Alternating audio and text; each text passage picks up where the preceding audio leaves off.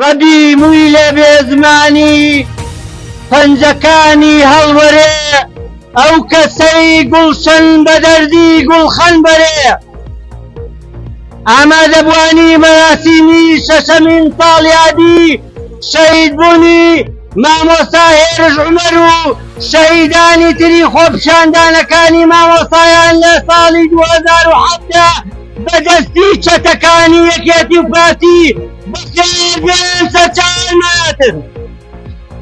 سڵاو لە ئامادەبوونتان، سڵاو لە هەڵوێستان، سڵاو لە دیاریتان. ئێستاش وتاری رێکخراوی داکۆک لەلایەن کاک عەزیز هەموو بۆتان نەخوێنێتەوە. مامۆستایان سەروەرن، بینای چاوی گەلن بەڕێزان. ئەو کاتەی شکۆی مامۆستا بەرشەق درا، ئەو کاتەی بە فیشەک وەڵامی داوای ڕەوای مامۆستا درایەوە، پەروەردەی گەلێ لەکەدار کرا و ڕووخاو هیچ بەهایەکی نەما. لە ڕۆژێکی وەکو ئەمڕۆدا 6 ساڵ پێش ئێستا لولەی چەکی کۆیلەکان و دزەکان و گەندەڵەکانی ناو دەسەڵاتدارانی باشووری کوردستان جوانترین مامۆستای گەنجی میلەتی کوردیان کردە نیشانە و شەهیدیان کرد. نەک 6 ساڵ بەر لە ئێستا، بەڵکو چەنەها ساڵە لە هەموو خۆپیشاندان و دەربڕینی ناڕازی میلەتدا بە شەق و گولە وەڵام دەدەنەوە، هەتا کارگەیشتۆتە ئەوەی هەموو ڕۆژێیادی شەهیدێکی سەر شەقام بکەینەوە و کۆتایی نێت. ڕێکخراوی داکۆک داوا لە گشت چالاکوانان و مامۆستایانی کوردستان دەکا کەوا ڕێبازی مامۆستا هێرشکۆیی ون نەکەن و بەردەوام بن لەسەر بەرزکردنەوەی دەنگی ناڕازیان، تاوەکو دەسەڵاتداران نەتوانن چیتر زوڵم و ستەم بەردەوام بن و مافی ئەو گەلە پێشێل نەکەن. مامۆستایان ئەتوانن سەر لە نوێ لەسەر شەقامەکانەوە دەرس بدەن بە خەوتوەکانی سەر کورسی دەسەڵات و چیتر بەسە گەندەڵی و دزی و خواردنی مافی گەلی ماندووی دەستی زوڵم و ستەمکار.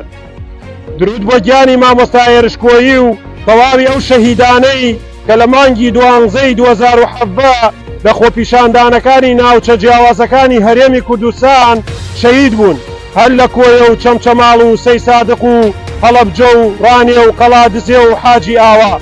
ڕێکخراوی داکۆک 28 دوانزەی 2023 وتاری بنەماڵەی شەهید مامۆستا هێرشتان بۆ خوێندنەوە. بە ناوی خوای گەورە و میهرەبان، ئەندامان و دۆستانی ڕێکخراوی داکۆک، ئازادی خوازان و کوردانی بریتانیا و ئامادەبوانی قەدرگران، سوپاسی ئامادەبوون و وەفاداریتان دەکەین. جێگای شانازیمانە کە مامۆستا هێرش بۆتە سمبولی بەرەنگاربوونەوەی ستەم و نادادی و ڕووناکیەکی پرشنگار بەدەست مامۆستایان و گەلێکی مافخوراوەوە.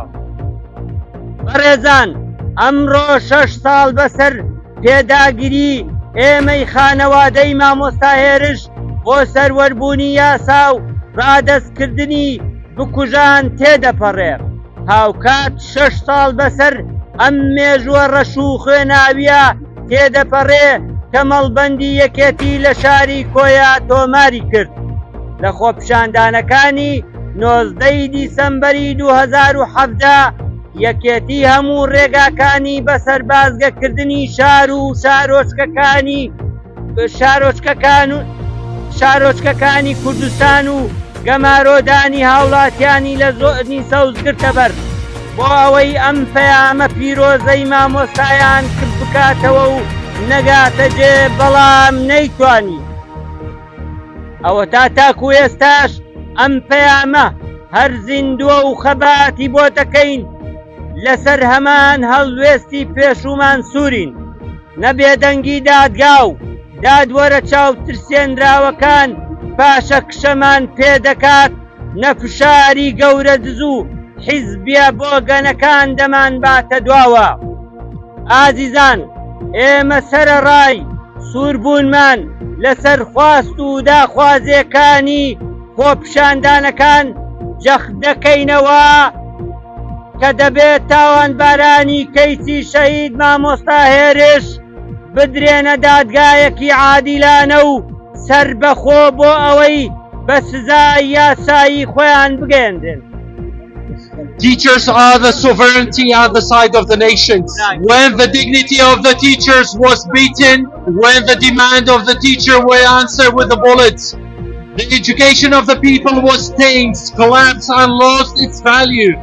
On the day like today, 6 years ago, the weapon of the slaves, thieves, corrupted authority in the Kurdistan regions, targeted the murdered and the most talented young teacher in the Kurdish nation.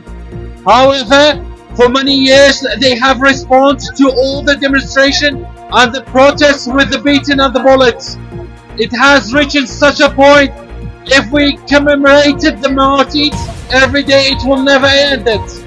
Lack of organizations call on the Kurdistan activities and the teacher to follow the path of the Hirshkoi, to continue raise the voice of the protest so that the authority can no longer ignore their legitimate rights. They can live like a king's life. Teacher through the demonstration can give a lesson to corrupted leader while they are sleeping on their seats. They can say enough is enough to corrupted thief and deprivations the right of the people. Peace upon of Hirshkoi and all martyrs who were killed in the cold blood on the December 2017 in the demonstrations in the different part of the Kurdistan regions, including Koya, Shamjamal, Saysadik, Halabja, Rania, Kaladse, and Hajiawa. کە مامۆستا هێرش مامۆستایەکی خۆبەخش بوو لە جیاتی سوپاس و ستایشکردن، لە جیاتی پاداشکردن، لە جیاتی ئەوەی کەوا دابمەزرێت تۆکو کەسێکی خۆبەخش وانەی دەوتەوە کەچی بەدەستی چەتەکان خەڵتانی خوێن کرا و ئەمەش لە ئەنجامی فەرمانڕەوایی حکومێکی ستەمێکی نادادپەروەر کە پێویستی بە گۆڕانکاری هەیە. بەداخەوە لە وڵاتی ئێمە سەروەری یاسانیە دادگاکان بە دادپەروەری حکم ناکەن، دەستی حزب لە ناو هەموو کایەکانی سیاسی و کۆمەڵایەتی و ئابووری واڵایە. دڵم پڕە منەمەوێ زۆر شت بڵێم و ناتوانم، لە باسکردن نایە هەرگیز زامەکانی نیشتیمانم. ڕۆژگارێکی چەند تاریکە شار هەوری ڕۆژدای پۆشیوە، تەنیا تروسکەی هیوایەک ڕووناکی بە شار بەخشیوە. شەوان بە دیار چاوانی تۆ ئەم خاکەوەیە شگەگرم، هەر بۆ خۆشەویستی ئێوە گۆرانی ئەڵێم تامرم.